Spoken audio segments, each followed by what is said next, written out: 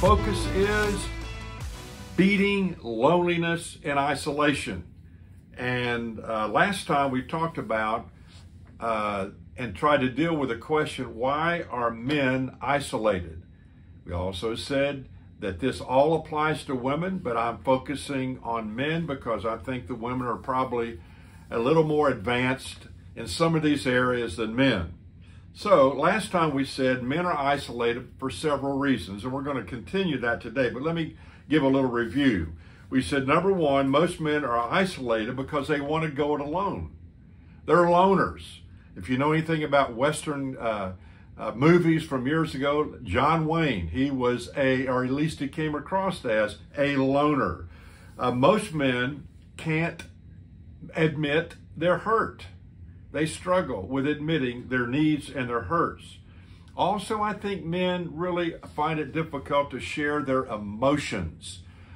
Men have emotions, but most of the time they stifle their emotions. And especially in their marriage, if their wife is inclined to want to be in touch with her own emotions, it's really nice if the husband is willing to share some of his emotions too. Well, that's a whole nother subject. Most men don't talk about stuff that really matters. And then most men, we said, have inadequate role models. So let's add a couple more today.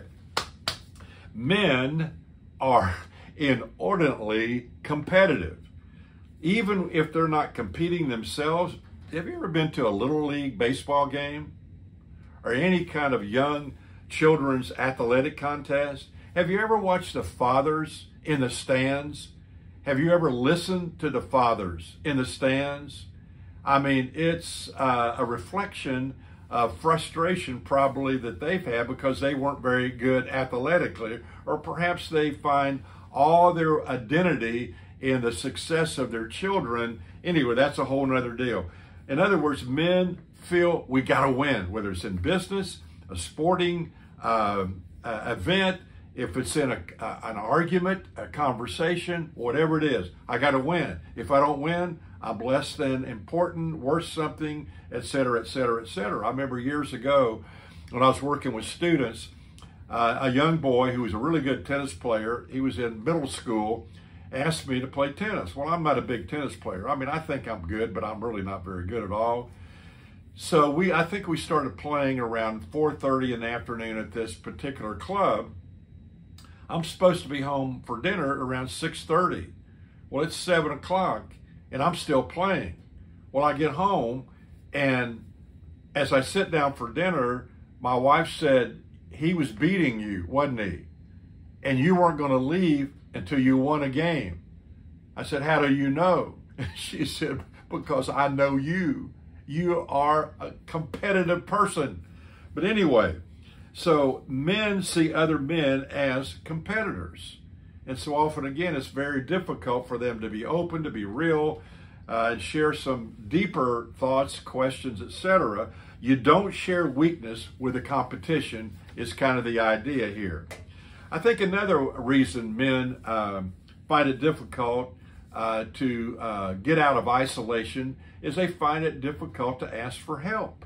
Asking for help. For example, I remember years ago, I was coming back from Colorado, headed back to Dallas and to Shreveport where I lived at that time. I get to the Raton Pass outside of Colorado Springs, and I remember there was a fork in the road. And one fork goes to Dallas, one fork goes to I don't know where. I took the wrong fork. Not only that, I had an abscessed tooth. My head was about to blow up. So my wife kept saying, I'm not sure if we're on the right road. I said, oh no, we're good, we're good, we're good.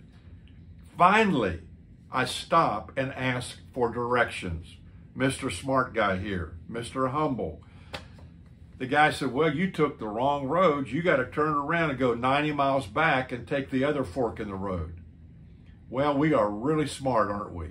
So a number of years ago, when I lived in Houston, Texas, I worked with the Houston Astros. And I remember one afternoon after I got through meeting with about 9 or 10 of the guys in a little study we had, One of the players stayed behind. He said, John, would you come in early tomorrow and meet with me? I said, sure. So I go in the next afternoon, and he comes in. He's got this white chalky look about his face. He's got his practice uniform on, but he hadn't even been outside yet and on the field to warm up. He sits down and he tells me a story. He said, John, he said, and this guy, by the way, is supposed to be the big next sensation for the Houston Astros. He was a catcher. He said, when I was a young boy playing ball in high school, I came home, for example, one afternoon after a game and we won, and my dad's sitting in his easy chair drinking a beer. I walk in, he said, well, boy, how'd you do? I said, well, Dad, we won the game. And he said, I went 4 for 5. I had a home run. And he said, it was a great game. He said, boy, why didn't you go 5 for 5? I could never please my father. I always was, in a sense, uptight inside because I never knew what he was going to say or what he was going to ask me or how he was going to challenge me. I never could live up to his expectations. In a few moments in that conversation with that young player, 25 years old, he had a nervous breakdown. I ran and got the manager for the team. He came, saw the young man, called 911. The ambulance came, took him to the hospital. That young 25-year-old boy never put a uniform or a pair of baseball cleats on again. Thankfully, he did ask for help, but he waited a long time before he asked for that help. You know, I think young men need help when they get married. What is a marriage? How do you be a husband? How do you be a father? I'm working with some men right now. They are waiting for their wives to have their first child. How do you learn to be a daddy?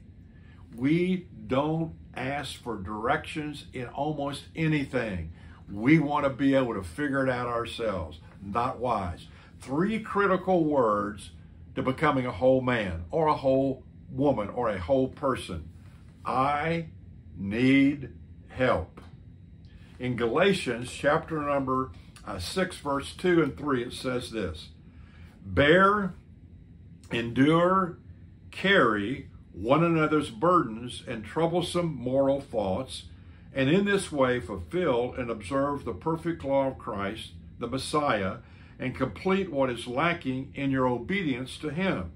Or if any person thinks himself to be somebody too important to condescend to shoulder another's burden or load, when he is a nobody of superiority except in his own estimation, he deceives and deludes and cheats himself. So what this is saying is we need to be willing to let other people in on what we're going through, where we need help and direction in our lives. Not only do we receive help, but also we are honoring that person by esteeming them highly enough that we're willing to say, I need your help. It means a lot to them to know that they can help you and that you look at them as someone, as a resource that can be their deep friend. So, a sign of true maturity and growing is this: I am willing to ask for help. How about you?